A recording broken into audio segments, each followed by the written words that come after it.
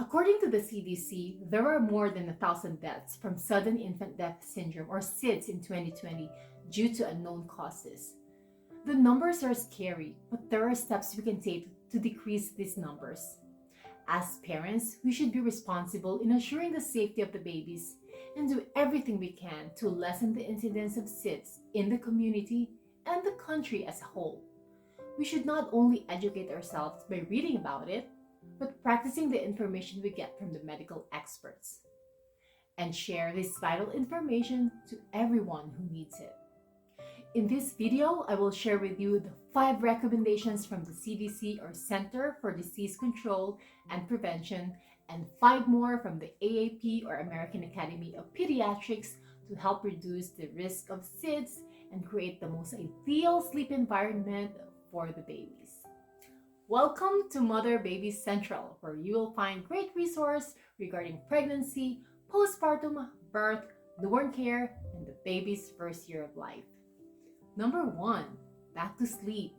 Baby should always be sleeping on the back, even nap time, at all times. Never on the side, never on the stomach. According to research, and you can read all about this in the National Institutes of Health or NIH website, I'm going to put the link in the description box below. Babies who sleep on their stomachs have increased chances of rebreathing their own exhaled breath, which is carbon dioxide, and may lead to a low oxygen level. It can also cause airway blockage, and it can also interfere with controlling the body temperature, specifically where the heat evaporates from the body, leading to overheating. Number 2, firm and flat surface. The baby should sleep in a safety-approved crib.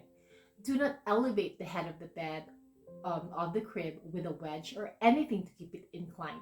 Remember, the baby should be sleeping flat on a firm surface, alone in the crib. Number 3, no toys or soft objects in the crib. The baby should sleep alone in the crib. Do not use a pillow on the head or on the baby's side. Do not use any bumpers around the crib. No stuffed toys or loose blankets, especially heavy ones, inside the crib. This will contribute to possible suffocation. Going into number 4, share a room. Place the baby's crib or bassinet in the same room where you sleep in. This is different from co-sleeping. The baby still sleeps in his own space, which is the crib, and the parents on their own bed. It is recommended to share a room until the baby reaches 6 months of age. There is a crib that you can actually attach to your bed. If you have enough budget for it, it's nice to have one. If not, then a regular crib will do.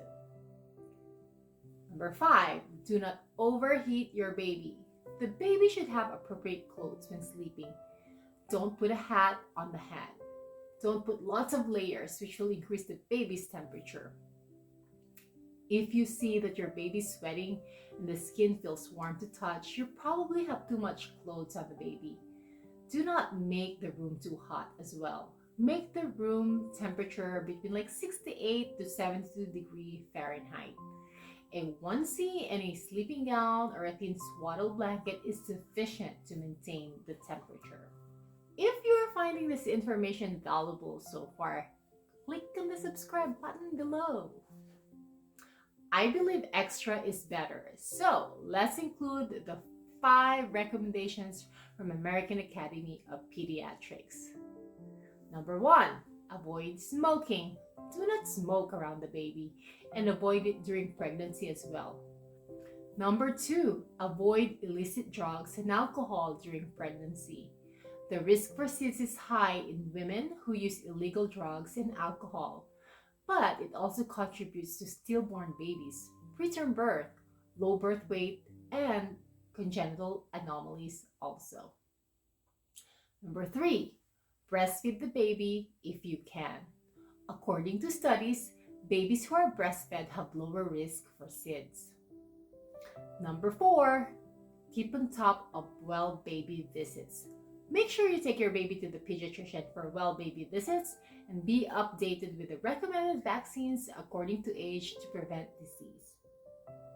And last but not the least, number 5, offer pacifier. Again, according to research, The use of a pacifier has significantly reduced the risk of SID by 90%. If you are breastfeeding and the baby is doing well on the breast, you can introduce a pacifier. Although there is no specific reason how it reduces the risk of SIDS, one of the theories is that the part of the pacifier outside the mouth, the one that's sticking out, prevents the baby from burying the face in soft beddings, which usually cause suffocation. Which also goes back to the recommendation to make sure to let the baby sleep on a firm surface.